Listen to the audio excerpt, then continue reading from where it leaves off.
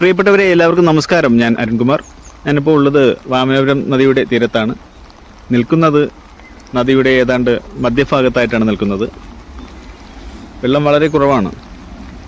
ഞാൻ സാധാരണയായി ഇതുപോലെയുള്ള വീഡിയോകൾ ഇടുന്നത് ശക്തമായ മഴ പെയ്യുന്ന സാഹചര്യങ്ങളിലോ വെള്ളപ്പൊക്കമുള്ള സമയങ്ങളിലൊക്കെയാണ് ജാഗ്രതാ നിർദ്ദേശങ്ങളുമായൊക്കെ ഇതുപോലെയുള്ള വീഡിയോകളൊക്കെ ഇടുന്നത്.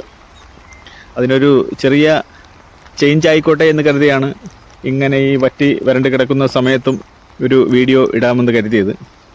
പക്ഷേ ഇപ്പോൾ സാമാന്യ വെള്ളം നമ്മുടെ വാമനപുരം നദിയിലുണ്ട്.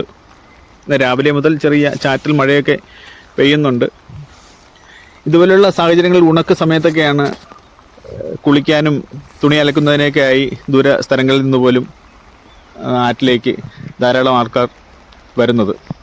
എല്ലാ വർഷവും ഇതേ സമയങ്ങളിൽ അപകടങ്ങളൊക്കെ ഉണ്ടാവാറുണ്ട്. ധാരാളം ജീവനുകൾ ഇവിടെ നഷ്ടപ്പെട്ടിട്ടുണ്ട്.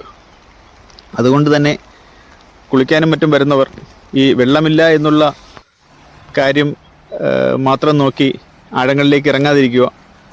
വെള്ളം കിടക്കുന്ന ഭാഗങ്ങളൊക്കെ നല്ല ആഴമുള്ള ഭാഗങ്ങളാണ്. അതുകൊണ്ട് തന്നെ ജാഗ്രത പാലിക്കുക. പ്രിയപ്പെട്ടവരെ, അതുപോലെ തന്നെ എനിക്ക് മറ്റൊരു കാര്യം പറയാനുള്ളത്, എല്ലാ ദിവസവും ക്രൂരമായിട്ടുള്ള കൊലപാതകങ്ങളും അക്രമങ്ങളും, അച്ഛനെ മകൻ കൊല്ലുന്നു, അമ്മയെ മകൻ കൊല്ലുന്നു, സഹോദരങ്ങളെ കൊല്ലുന്നു, കൂട്ടുകാർ തമ്മിൽ അങ്ങോട്ടും ഇങ്ങോട്ടും മടിയും അക്രമങ്ങളും, എന്തെല്ലാം തരത്തിലുള്ള വാർത്തകളാണ് നമ്മുടെ മനുഷ്യ മനസാക്ഷിയെ തന്നെ മരവിപ്പിക്കുന്ന തരത്തിലുള്ള വാർത്തകളാണ് നമ്മൾ ദിനം പ്രതി കണ്ടുകൊണ്ടിരിക്കുന്നത്. നിരവധിയായിട്ടുള്ള ലഹരി പദാർത്ഥങ്ങളുടെ ഉപയോഗം ഇതിനൊക്കെ ഏതാണ്ട് 90% കാരണമാകുന്നു എന്നുള്ളതാണ് ഏറെ വിഷമിപ്പിക്കുന്നത്.